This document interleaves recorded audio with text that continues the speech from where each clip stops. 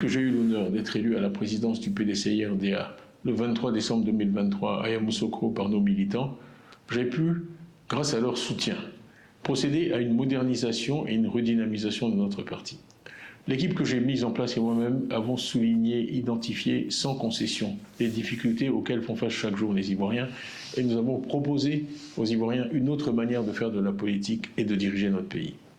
Je remercie ici tous nos militants qui ont travaillé sans relâche partout dans notre pays ces derniers mois pour être à l'écoute des Ivoiriens, pour mieux comprendre et mieux traduire leurs préoccupations, que ce soit le chômage des jeunes ou la cherté de la vie, deux de leurs plus importantes préoccupations. Donc merci donc à tous nos vaillants militantes et militants pour leur travail. Grâce à ce travail, nous avons suscité chez nos compatriotes un engouement réel pour notre parti. Ainsi, le nombre de nos adhérents a doublé au cours des 12 derniers mois.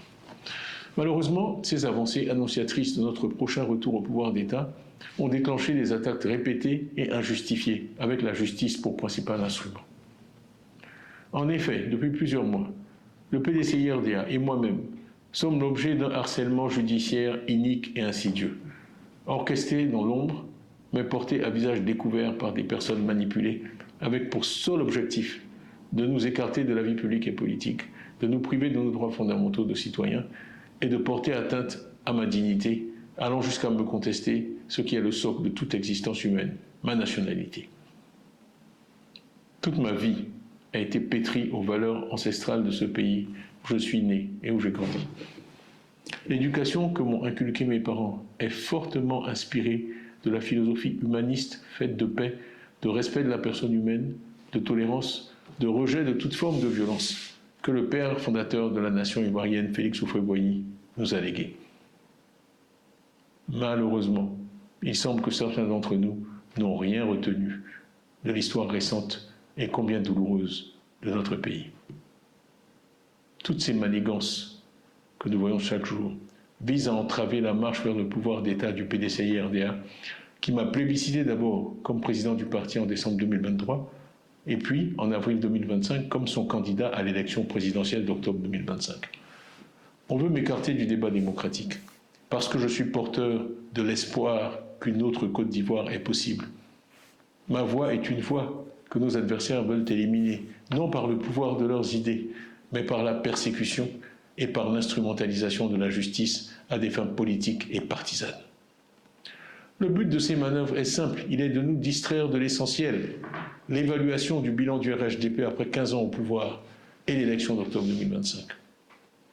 Alors que l'on était en droit d'espérer des élections inclusives, transparentes et apaisées, force est de constater que la radiation injustifiée du candidat du PDCI-RDA vient s'inscrire dans la logique de l'élimination des leaders des principaux partis politiques de l'opposition pour se garantir des élections sur mesure et une victoire certaine. Je ne peux que ressentir de la déception face à un tel déni de démocratie en Côte d'Ivoire. Ainsi, on m'a refusé en avril 2025 un certificat de nationalité, au mépris de l'histoire, des textes et des traditions de notre pays. Plus grave, il se dessine une volonté claire de mettre notre parti, le PDCI-RDA, sous contrôle, sous tutelle, à un moment où l'espérance en un retour du PDCI-RDA au pouvoir, après 25 années d'opposition, est partagée par beaucoup d'Ivoiriens et par tous nos militants et tous nos sympathisants.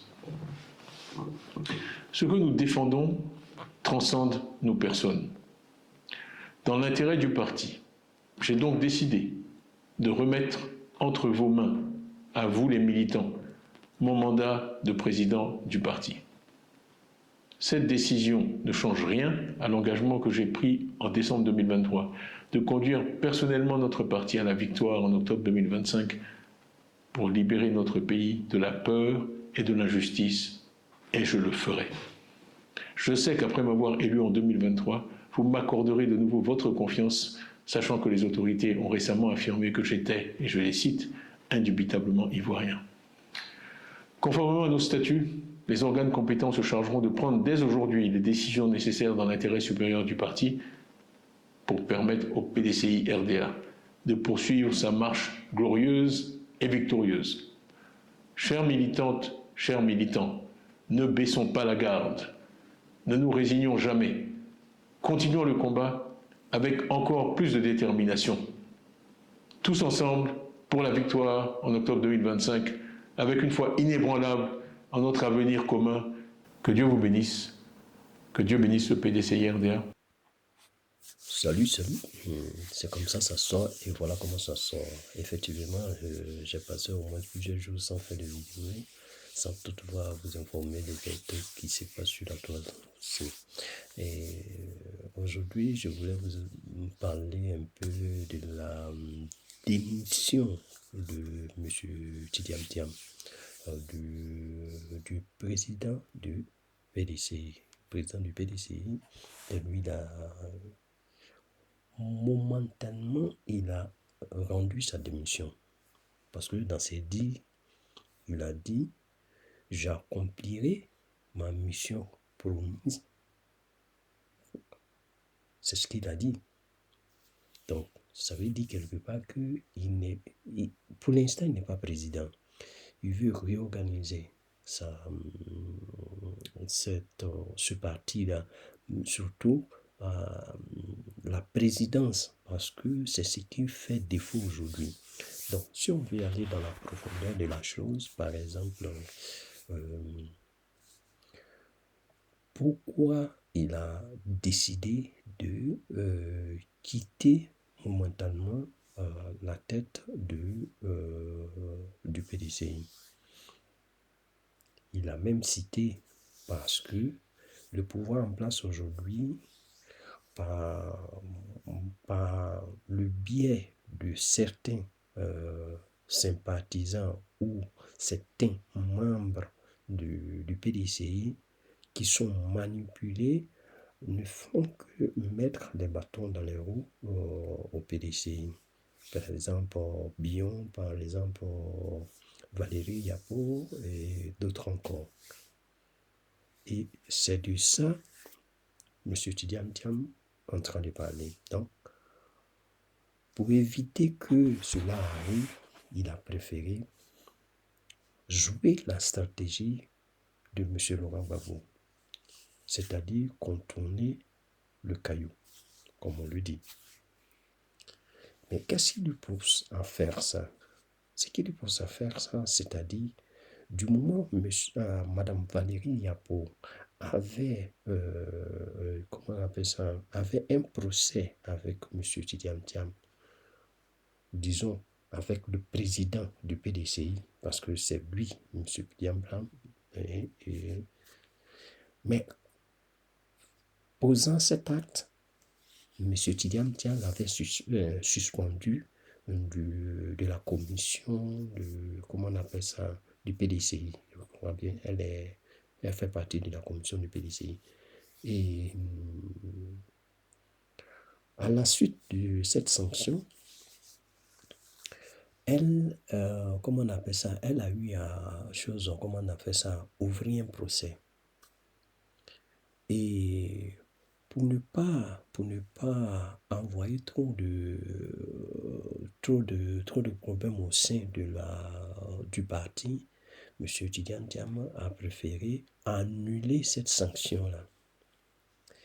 Et vous savez, hein, comme elle est manipulée par le pouvoir, malgré la sanction levée qui lui permettait de réintégrer le PDCI, elle n'a pas voulu suspendre, comment on appelle ça, même pas suspendre, parce que normalement, la justice devrait pouvoir, comment on appelle ça, pouvoir comprendre que le cas adverse n'a plus droit d'être du fait que la sanction portée sur Valérie Yapo a été levée.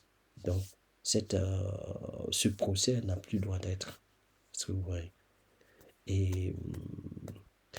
Mais le problème est que Mme Valérie Yapo, elle continue dans sa lancée pour dire oui, on continue le procès du fait que lui, M. Tidiam Thiam, n'a pas été élu comme il se devait, n'a pas suivi les règles du PDCI pour pouvoir être à la tête du PDCI. Donc, elle conteste la, la présidence de M.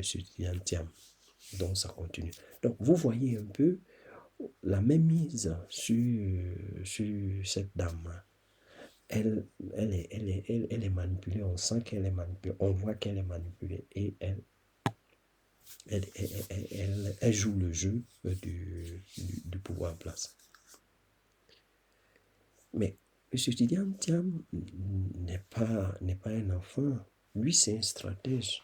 Lui, c'est quelqu'un qui réfléchit beaucoup. Donc, si Valérie Yapo continue dans cette lancée, c'est-à-dire le 15, je crois bien le 15 de ce mois-là, il y a le procès. Donc, avant le 15, il a démissionné. Donc, qu'est-ce qui va se passer? Du moment où lui démissionne, le PDCI, dans sa loi, dit quand le président n'est pas là, c'est le plus âgé du PDCI par intérim prend la présidence. À la suite de cette démission de M. Tidiam Thiam, les sages vont commencer à réorganiser un autre congrès pour pouvoir réélire un autre président. Et vous savez que s'ils veulent réélire un nouveau président, ça serait encore M. Tidiam Thiam. En temps, ça fait échouer le procès de Mme Valérie Yapo. Vous voyez? Et en ce moment, lui, il est libre de tout champ. Donc, il peut faire tous ces mouvements qu'il veut. Mais le problème clé dans tout ça, là, pourquoi ils ont essayé de contourner, est que le pouvoir en place veut mettre sur tutelle le PDCI, veut contrôler le PDCI parce que du moment où on fait un procès au président du PDCI, déjà, ça élimine le président parce que si vous vous rendez compte, il y a eu le procès du monsieur Laurent Gbagbo qui était à La Haye. Une justice pareille qui a pu condamner monsieur Laurent Gbagbo par contumace en tant qu'il savait très bien où il se trouvait. De deux, ils disent excusez-moi, j'ai un peu la gorge, je suis un peu enrhumé, voilà pourquoi je craque ma gorge aussi. Et comment on appelle ça? La justice qui condamne M. Laurent Gbagbo. Pour quelle cause? Du fait que M. Laurent Gbagbo a cassé la BCEAO. Du fait que M. Laurent Gbagbo a volé la BCEAO. La même BCEAO au procès, je dis bien au procès, a dit qu'elle n'a pas été volée. La même justice a demandé par écrit. La BCEAO a fait une note par écrit. Malgré ça, on a condamné 20 ans de prison. Une justice comme celle-là, on va la faire confiance?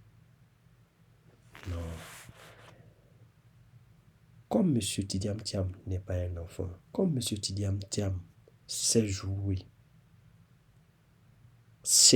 connaît bien les stratégies politiques, lui s'est dit, ok, si je vais à ce procès, je ne vais jamais gagner. Et si je ne gagne pas, je serai en prison, c'est ça. Je serai en prison, ou même je ne serai plus à la tête du PDCI. Et le PDCI, en ce moment, sera sous tutelle du pouvoir. Au moment où elle est sous tutelle, ça veut dire que c'est le pouvoir maintenant qui gère le PDCI. Alors, comme le pouvoir, c'est le RDR, vous allez voir que c'est tout le PDCI qui va aller dans le RDR et le RDR va s'agrandir. En temps, non, ça ne fonctionne pas comme ça. Vous êtes en face d'un grand. Vous êtes en face de quelqu'un qui sait ce qu'il fait, qui sait ce qu'il veut. Il n'est pas prêt à pouvoir se faire marcher dessus. Donc, La stratégie Laurent Gbagbo, il a joué. Il a joué cette stratégie-là. Est-ce que vous voyez? Non.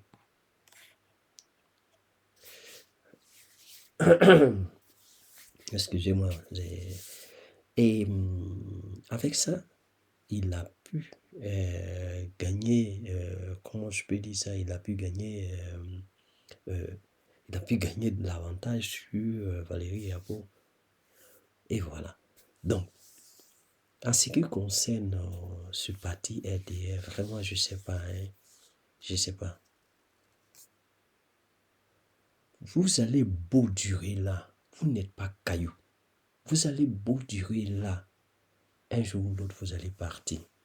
Et puis, moi je dis, cette Valérie Yabo, moi je l'appelle maintenant cette Valérie Yabo, parce que c'est énervant de voir combien de fois vous vendez votre propre famille pour de l'argent. Et tu penses, moi je ne sais pas, hein, vous qui mangez ensemble avec ce pouvoir-là, regardez un peu tous ceux qui ont été avec ce pouvoir, qu'est-ce qu'ils sont devenus? Voilà, c'est la question qu'il faut se poser. Ceux qui ont mangé avec ce pouvoir, qu'est-ce qu'ils sont devenus?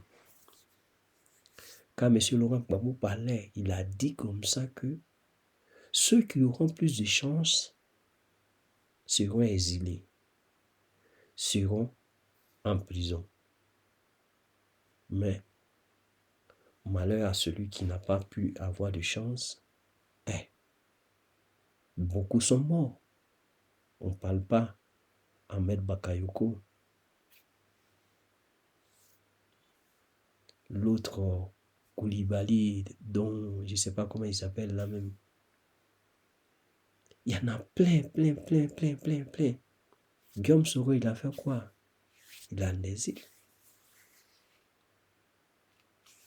Fofana, comment il s'appelle? Fofana Yakuba ou bien Fofana, quelque chose là-bas. Un jeune, un commandant des armées, je crois, ou bien capitaine des armées. Actuellement, il est en prison. Il y en a plein, on ne peut pas citer. Ceux même qui sont morts là, mais on n'en parle pas. Au PDCI, ils en ont ravagé plein. Au PPACI, on n'en parle pas. Tous ces exemples-là, vous ne prenez pas conseil, vous n'arrivez pas à comprendre. Vraiment. Allez, Yako, on te dit Yako, parce que tu ne vas pas échapper à leur marmite. Moi, je te dis ça, tu ne vas pas échapper à leur marmite. Donc, moi, je ne vais pas trop parler. En conclusion de tout ce que je viens de dire, de ce que M. Thiam vient de dire, cette démission, c'est une démission stratégique. Il n'y a rien à faire. Une démission stratégique, c'est-à-dire la stratégie Laurent Gbagbo. C'est tout. Contourner le caillou. Voilà ce que je vais vous dire. C'est-à-dire que le monsieur joue cette stratégie-là pour mieux affronter Valérie Yabo. C'est-à-dire, il n'affronte pas Valérie Yabo directement, mais indirectement, il affronte. Et c'est comme ça. C'est un jeu politique qui ne perd jamais. Tu ne perds jamais quand tu joues ce jeu-là. Donc, vous savez que notre vieux père ou pas, lui, il est très stratège et il sait ce qu'il fait. Quand il dit, quand il fait, ça donne. Donc, le petit, il a copié ça sur lui. Ça, c'est puissant. C'est très puissant. C'est très puissant. Donc, on ne va pas trop s'attarder sur les choses. On va rester là et attendre la suite parce que ce combat-là n'est pas fini. Ça continue.